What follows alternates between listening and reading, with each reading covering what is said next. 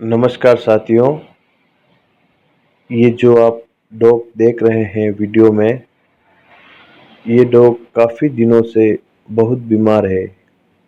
काफ़ी इलाज करवाने के बाद भी ये अभी तक पूरी तरीके से सही नहीं हो पाया है।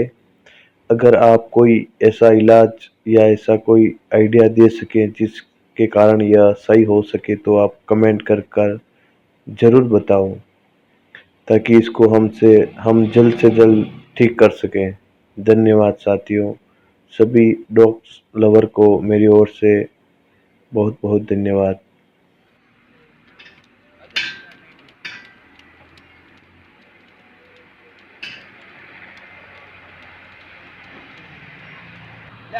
चल आजा, आओ लाओ।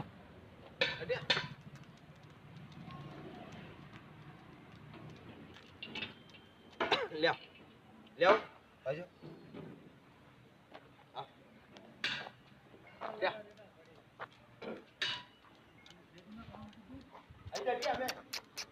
जाओ।